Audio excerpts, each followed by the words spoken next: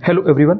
मैंने world geography यानी कि विश्व के भूगोल से संबंधित जो भी मोस्ट इंपॉर्टेंट टॉपिक्स हैं उनको शेयर कर दिया था पहले ही, कुछ दिन पहले, 3-4 दिन पहले। वो प्लेलिस्ट में ऑलरेडी वीडियो आपको मिल जाएगा, तो अगर आप वो देखना चाहें तो आप वो देख सकते हैं, या फिर मैंने उसका अपने टेलीग्राम चैनल पे भी लिंक भेज दिया था, तो वहाँ से भी आप उसको रेफर कर सकते हैं।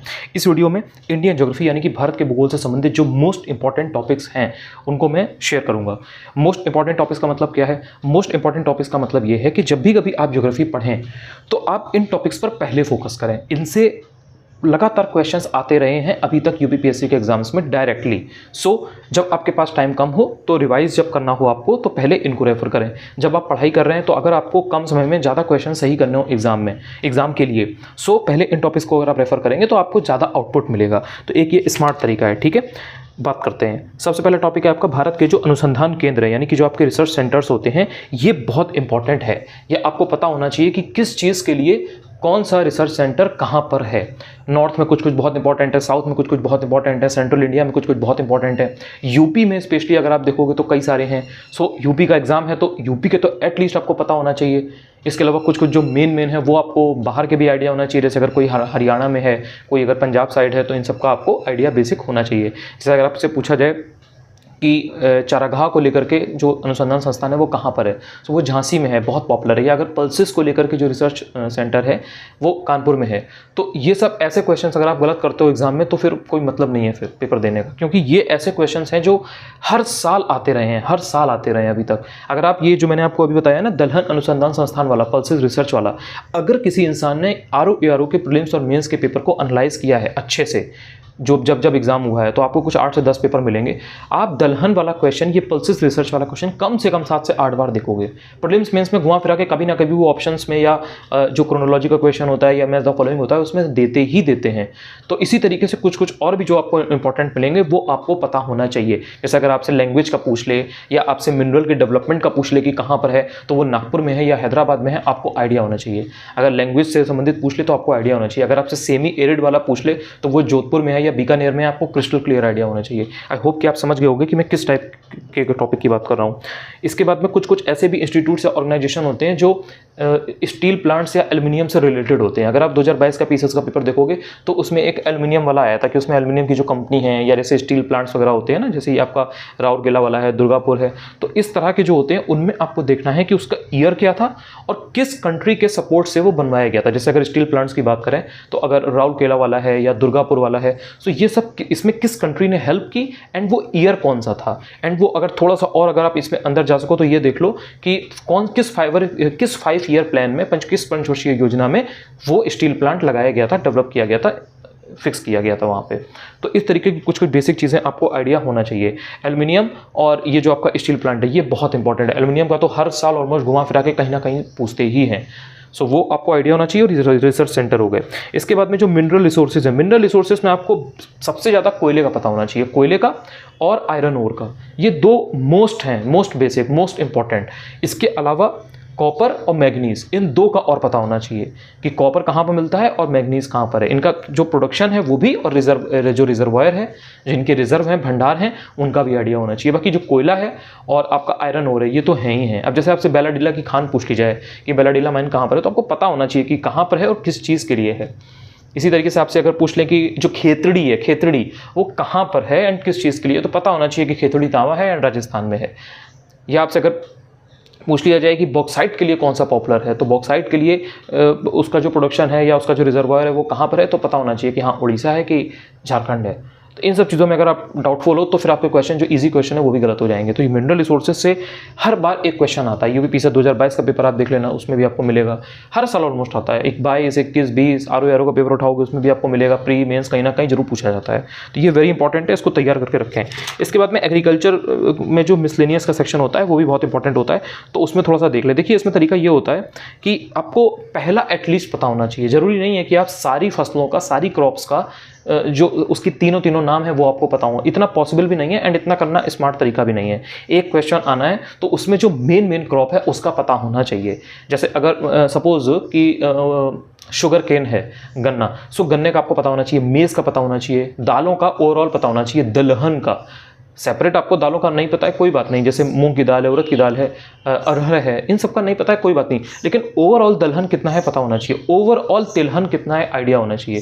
शुगर केन बिकॉज अपने आप में बहुत इंपॉर्टेंट है, इसलिए शुगर केन का पता हो। बाकी जो गेहूं चावल है वो तो मोस्ट बेसिक है, उनका तो पता ही होता है कि हाँ गेहूं में नंबर 1 पे कौन है, चावल में नंबर 1 पे कौन है, यूपी नंबर 1 पे किस किस चीज़ में है, दूध में है, सब्जी में है, आलू में है, किस किस चीज़ में है। तो यूपी जिस जिस चीज़ में नंबर 1 पे है उसका थोड़ा थोड़ा आइडिया होना चाहिए। बाकी बहुत ज़्यादा 3 चीज़ें नहीं जाननी है कि दूसरे पे 3 है, तीसरे पे कौन है, चौथे पे कौन है, ये सब नहीं जानना है।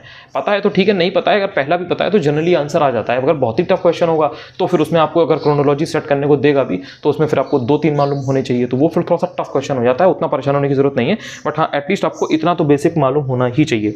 इसके बाद में जब आप आगे आओगे तो जो कल्टिवेशन होते हैं, जैसे झूम कल्टिवेशन है या डिफरेंट टाइप के जो जहाँ होते हैं different location wise, region wise, तो उनका आपको आइडिया होना चाहिए।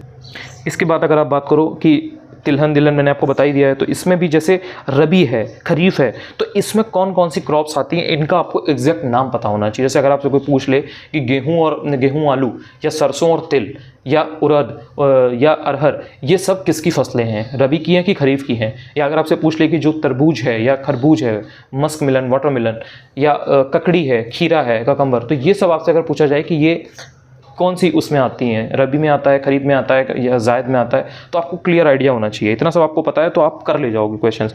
इसके बाद में जैसे कैश क्रॉप्स हैं, तो कैश क्रॉप्स में कौन कौन सी आती हैं आइडिया होना चाहिए, फूड क्रॉप्स कौन कौन सी हैं वो आपको आइडिया होना चाहिए। बेसिक 4 ऑप्शन देगा, 3 उसमें सेम होंगे, 1 नहीं होगा, तो वो जो 1 नहीं है वो आपको पहचानना है, इतना आपको नॉलेज होनी चाहिए। उसके बाद में जो रिवोल्यूशन होते हैं, तो उसमें जो ग्रीन रिवोल्यूशन है, पिंक रिवोल्यूशन है, ब्राउन रिवोल्यूशन है, गोल्डन रिवोल्यूशन है, तो रिवोल्यूशन से रिलेटेड यूपी पीसीएस 2022 में 2 क्वेश्चन आ गए थे डायरेक्टली, मैच द फॉलोइंग में आ गया था और ऐसे ही आ गया था एक सिंपल क्वेश्चन 2। अब आप सोचिए, अब कोई इंसान उसमें से कोई गलत कर रहा है तो फिर वो उसको ब्लंडर कंसीडर किया जाएगा। सो इस तरीके के क्वेश्चन को गलत नहीं करना है। इसके बाद आता है मल्टीपर्पज प्रोजेक्ट्स, ठीक है, 12 नंबर पे आता है मल्टीपर्पज प्रोजेक्ट्स, एंड ये सब सारी चैप्टर्स आपको घटना चक्र में मिलेंगे। सो जो चीज़ें आपको घटना चक्र में कंप्लीटली मिल जाती हैं उनको तो आप वहाँ से करना ही करना है। एक बार इसके साथ में ल्यूसेंट को और देख लीजिएगा, जो फैक्ट्स आपको घटना चक्र में ना मिले हों और ल्यूसेंट में आपको नए मिल रहे हो उनको इसमें सप्लीमेंट कर लीजिएगा, ऐड कर लीजिएगा, तो आपका पूरा वो टॉपिक तैयार हो जाएगा। मल्टीपर्पज प्रोजेक्ट बहुत इंपॉर्टेंट है, डायरेक्टली आपको 4 देगा एंड उसमें 3 होंगे, 3 उसमें होंगे, 1 नहीं होगा, तो आपको वो एक पहचानना है कि कौन सा एक मल्टीपर्पज प्रोजेक्ट्स नहीं है। स्पेशली कुछ जैसे हाइड्रो इलेक्ट्रिक होते हैं, कुछ होते हैं थर्मल वाले होते हैं, कुछ होते हैं वो विंड वाले होते हैं, कुछ होते हैं वो बाकी चीज़ों के लिए होते हैं, जैसे न्यूक्लियर के लिए, तो वो आपको आइडिया होना चाहिए कि कौन कौन से मेन किस किस चीज़ के लिए हैं। उसके बाद में आप बात करोगे इरिगेशन एंड कैनाल्स, तो कुछ जो इंपॉर्टेंट कैनाल हैं वो बहुत इंपॉर्टेंट है, स्पेशली यूपी की जितनी भी हैं वो आपको आइडिया होना चाहिए। जैसे आपकी आगरा वाली है, या पूर्वी नहर जो है वो है, या आपकी जो गंगा वाली जो पूरी आती है जो हरिद्वार से एंटर करती है, यहाँ पे ऊपरी गंगा, निचली गंगा, तो ये सब अगर आपको नहीं मालूम है तो कहीं ना कहीं क्वेश्चन आएगा तो आप नहीं कर पाओगे। सो कैनाल्स में यूपी की स्पेशली आपको मेन मालूम होनी चाहिए। अभी आपने देखा होगा कि जो ये हथनीकुंड बैराज है, सो उससे पानी वानी का हुआ था सीन, देन दिल्ली में पूरा फ्लड की सिचुएशन थी, कंडीशन थी वहाँ पर इतनी खराब। सो ये सब बेसिक जो डैम्स एंड कैनाल्स का फंडा है, जो कॉन्सेप्ट है, वो आपको आइडिया होना चाहिए कि इरीगेशन वगैरह के लिए कैसे चीज़ें यूज़ की जाती हैं, कौन कौन सी तरीके हैं, कौन कौन सी मेन योजनाएं हैं, तो कुछ चीज़ें आपको बेसिक मालूम होना चाहिए। उसके बाद में नेचुरल वेजिटेशन का चैप्टर है, ईजी चैप्टर है, मिल जाएगा आपको, ज़्यादा टाइम नहीं लगेगा, 15-20 मिनट, आधा घंटा लगता है, उसको तैयार कर लेना चाहिए। इसके बाद में सॉइल बहुत इंपॉर्टेंट टॉपिक है। इसमें भी देखो बहुत ज़्यादा डिटेल में नहीं जाना है कि आप इन डेप्थ एकदम जा रहे हो सारी सॉइल्स के बारे में बहुत ज़्यादा इन डेप्थ जा करके पढ़ रहे हो, नहीं। सॉइल में कितने टाइप हैं और उस सॉइल की खास बात क्या है, स्पेसिफिक फीचर क्या है, ये आपको आइडिया होना चाहिए सॉइल के मामले में। आपने अगर 2022 का पेपर देखा होगा, उसमें भी आपको सॉइल का क्वेश्चन मिला था। उसके पहले अगर आप देखोगे तो लगातार 2 क्वेश्चन 1 क्वेश्चन मिलते ही थे। अगर आप 2017 का पेपर देखोगे तो भी उसमें आपको सॉइल के ऊपर क्वेश्चन देखने को मिला था। 2023 में भी, if I am not wrong, तो 2023 में भी एक क्वेश्चन आया हुआ था, एलुवियल सॉइल पे आई थे। सो सॉइल के ऊपर हर बार क्वेश्चन पूछा जाएगा एंड उसमें आपको आइडिया होना चाहिए कि किस सॉइल में कौन सी चीज़ है, कौन सी चीज़ अवेलेबल नहीं है। जैसे नाइट्रोजन है, फॉस्फोरस है या ह्यूमस है, तो किस में कमी होती है, किस में ज़्यादा होता है, किस में एनफ है, किस में नहीं है। ये सब बेसिक चीज़ें हैं, तो इतना आपको एटलीस्ट पता हो। बाकी जो मानसून का कॉन्सेप्ट है बहुत ईजी कॉन्सेप्ट होता है, एक बार मानसून समझ लीजिए, जब भी कभी मानसून का क्वेश्चन आएगा तो आपसे गलती नहीं होगी, आप आसानी से कर पाओगे। इसके बाद में जो ड्रेनेज पैटर्न है उसमें आपको गंगा ब्रह्मपुत्र का जो रिवर सिस्टम है ये स्पेशली देखना है कि ब्रह्मपुत्र का कैसे क्या फ्लो है, कहाँ से क्या है, इसकी जो ट्रिब्यूटरी वगैरह हैं वो कौन सी हैं, क्या हैं, सहायक नदियाँ। गंगा का तो स्पेशली आपको पढ़ना है। आपने देखा होगा इस बार तो यूपीपीसीएस 2023 के पेपर में 4 क्वेश्चन केवल ओनली रिवर्स पे आए थे। कोई किसकी सहायक नदी है, ट्रिब्यूटरी है, कभी उसके बारे में पूछ लिया है, कभी किसी का फ्लो के बारे में पूछ लिया है कि कौन कहाँ से है। सो इस तरीके से कभी कोई किसी के राइट बैंक पे मिल रही है, कोई किसी के लेफ्ट बैंक पे मिल रही है, तो वो सब आपसे पूछ लिया गया था। एक आपको क्वेश्चन देखने को मिला था यूपी वाला, जिसमें बेतवा वाला ऑप्शन था, और एक वो आपसे कन्नौज वाला ऑप्शन था, रामगंगा वाला। सो रिवर्स बहुत इंपॉर्टेंट टॉपिक है। उसमें भी जो ड्रेनेज पैटर्न है उसमें आपको ध्यान रखना है कि गंगा, ब्रह्मपुत्र, एंड आपको एक नदी मिलेगी महानदी। महानदी के ऊपर यूपीपीसीएस 2021 के पेपर में एंड यूपीपीसीएस 2022 के पेपर में दोनों साल क्वेश्चन आया है, दोनों साल। आप उठा के देख लेना, आपको डायरेक्ट क्वेश्चन मिल जाएगा। तो महानदी तो इनकी फेवरेट है, उसमें उसकी कौन कौन सी सहायक नदियाँ हैं, कौन सी ट्रिब्यूटरीज हैं, वो आपको पता होना चाहिए एग्जैक्टली। उसके बाद में साउथ इंडिया में कुछ कुछ रिवर हैं, जैसे वो बहुत इंपॉर्टेंट है, या जैसे कुछ कुछ वाटरफॉल हैं उधर साइड के, केरल, तमिलनाडु के, तो वो आपको आइडिया होना चाहिए, गोवा हुआ साइड के। एंड कुछ कुछ लेक्स हैं वो इंपॉर्टेंट है। रिवर्स सबसे ज़्यादा इंपॉर्टेंट है, जैसे कृष्णा है, कावेरी है, तो इनके बारे में थोड़ा थोड़ा आइडिया होना चाहिए। पेन्नार वेन्नार है, थोड़ा सा देख लीजिए। कर्नाटका में जैसे तुंगभद्रा है, तो तुंगभद्रा के आसपास थोड़ा सा देख लीजिए कि हाँ उसकी सहायक नदियाँ कौन सी हैं, क्या हैं, उनका फ्लो किस साइड है, क्या उसमें उस पर कोई बहुत बड़े डैम है कोई बनाए गए हैं। तो इस तरीके की बेसिक चीज़ें आपको आइडिया होना चाहिए। उसके बाद में आप आगे आएंगे तो आपको स्पीशीज़ एंड ट्राइब्स देखने को मिलेंगी। ये जो चैप्टर है स्पीशीज़ एंड ट्राइब्स, तो इंडिया में अगर इंडिया के भूगोल की अगर हम बात करें, ज्योग्राफी की बात करें इंडिया की, सो इंडिया में कौन कौन सी स्पीशीज़ एंड ट्राइब्स हैं उसका आइडिया आपको होना चाहिए। स्पेशली जो नॉर्थ इंडिया में आप कह सकते हो, जो ये हिमाचल वाला रीजन है, हिमाचल हो गया, जम्मू कश्मीर हो गया, इनकी आपको पता हो। इसके अलावा जो नॉर्थ ईस्ट है, तो नॉर्थ ईस्ट में जो मेन है वो आपको आइडिया हो। इसके अलावा जो आपके झारखंड और ये छत्तीसगढ़ वाला रीजन है, यहाँ पर आपको ट्राइबल रीजन काफ़ी देखने को मिलता है, तो इनकी जो मेन है वो आपको आइडिया हो। एंड कुछ कुछ जो साउथ इंडिया में है उनका आपको बेसिक आइडिया हो। बाकी जो राजस्थान है, एमपी है, सेंट्रल इंडिया में जो आती हैं, या गुजरात में जैसे कुछ कुछ हैं, या महाराष्ट्र में कुछ कुछ हैं, तो वो मोर और लेस पता होती है, इंसान एक गेस कर ले जाता है, कुछ कुछ पढ़ी होती है, बेसिक होती है। लेकिन जब नॉर्थ ईस्ट की बात आती है, जब जम्मू कश्मीर हिमाचल की बात आती है, जब अंडमान निकोबार की बात आती है, जैसे अंडमान निकोबार की जो ट्राइब्स वगैरह हैं, स्पीशीज वगैरह हैं, उनके ऊपर कई बार क्वेश्चन आया है। वो जो शोम्पेन वाली है या वो जावा वाली है, तो इनके ऊपर बहुत क्वेश्चन आते हैं। तो आपको पता होना चाहिए एग्जैक्टली कि शोम्पेन कहाँ की है। आई होप कि आपको इसमें से काफ़ी चीज़ें क्लियर हुई होंगी।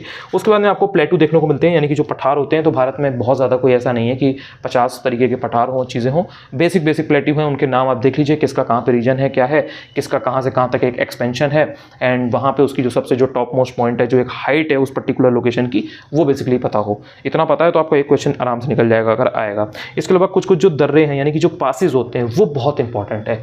स्पेशली इसमें भी वही सीन है कि आपको कुछ देखने को मिलते हैं, वो जो केरल एंड तमिलनाडु का जो बॉर्डर है, वहाँ पे अब सुना होगा आपने पालघाट वगैरह और ये सारी चीज़ें, पालघाट। और इसके अलावा अगर आप आओगे नॉर्थ ईस्ट में, तो नॉर्थ ईस्ट में आपको कुछ कुछ बेसिक देखने को मिलते हैं नॉर्थ ईस्ट की साइड। एंड बाकी जो आपके हैं वो सारे उत्तराखंड और हिमाचल और जम्मू, उसमें भी जो मेन हैं, जो सबसे ज़्यादा पूछे जाते हैं, वो आपसे उत्तराखंड और हिमाचल के पूछे जाते हैं। मतलब अगर आपको उत्तराखंड, हिमाचल और अरुणाचल प्रदेश, सिक्किम, उधर साइड के अगर एक दो मालूम है, जैसे अगर आपको नाथुला वगैरह मालूम है सिक्किम का, इधर आपको हिमाचल के शिपकिला वगैरह मालूम है, उत्तराखंड में आपको इधर जो लिपू लेक है, माणा है, नीति है, ये सब अगर आपको मालूम है, तो जनरली आंसर निकल आता है। लेकिन पता होना चाहिए एग्जैक्टली। ये टॉपिक मैंने ऑलरेडी सबसे पहले ही करा दिया था, जो फ्री मेंटरशिप प्रोग्राम टेलीग्राम पे चल रहा है, मैंने उसमें ये ऑलरेडी टॉपिक करा दिया था, बिकॉज डायरेक्ट क्वेश्चन आ जाता है, तो इसमें एटलीस्ट आपकी गलती नहीं होनी चाहिए। देन टॉपिक ऑफ कैंसर है, तो टॉपिक ऑफ कैंसर अगर इंडिया से पास कर रही है, तो एग्जैक्टली किसके पास से गुजर रही है, कहाँ से गुजर रही है, क्या उसका जो है मेन जो उसके आसपास की चीज़ें हैं, जो लोकेशंस हैं, जो शहर हैं मेन वो कौन से हैं, क्या हैं, किन स्टेट से पास कर रही है, कौन कौन से उस कैसे हैं, कौन कौन से नहीं है, तो ये आपको बेसिक आइडिया होना चाहिए। उसके बाद में जैसे जो बॉर्डरिंग कंट्रीज़ हैं नॉर्थ ईस्ट में, यानी कि अगर आपसे पूछ लिया जाए कि जो मणिपुर है उसके वो किससे बॉर्डर बनाता है, इंटरनेशनल बॉर्डर किसके साथ शेयर करता है, या आपसे अगर पूछा जाए कि जो नागालैंड है वो किसके साथ बॉर्डर शेयर करता है, तो आपको क्लियर आइडिया होना चाहिए। अगर असम का पूछ लिया जाए, अगर आपसे अरुणाचल प्रदेश का पूछ लिया जाए कि वो किससे इंटरनेशनल बॉर्डर शेयर करता है, तो आपको आइडिया होना चाहिए। इसके बाद कुछ कुछ टॉपिक्स और बचे हुए, एंड ये सारी चीज़ें घटना चक्र में हैं, तो आपको परेशान होने की जरूरत नहीं है। इसके बाद में अगर आप देखोगे तो कुछ कुछ स्थल रुद्ध क्षेत्र हैं, तो वो आपको थोड़ा थोड़ा एक आइडिया होना चाहिए। इंडिया के आसपास जो भी, मतलब जैसे एक सेंट्रल एशिया का जो भी रीजन है, तो उसमें जो भी चीज़ें आ जाती हैं। बाकी आपको बहुत ज़्यादा ऐसे कोई नई चीज़ें नहीं मिलेंगी। बाकी तो मैंने आपको जो चीज़ें थी वो ऑलरेडी बता दी थी वर्ल्ड ज्योग्राफी की। सो यही कुछ ऐसी चीज़ें हैं जो इंपॉर्टेंट है। आई होप आपको इस वीडियो से काफ़ी हेल्प मिली होगी। एंड अगर आप अभी तक टेलीग्राम पर ज्वाइन नहीं हो, तो आप चाहो तो वो भी ज्वाइन कर सकते हो। एंड अगर आपने ये पहली बार मेरा वीडियो देखा हो और अच्छा लगा हो, तो आप कमेंट में शेयर कर सकते हो, एंड चाहो चैनल को सब्सक्राइब भी कर सकते हो। Bye bye, take care. लगातार पढ़ते रहो, पढ़ना इस समय किसी भी चीज़ से ज़्यादा ज़रूरी है।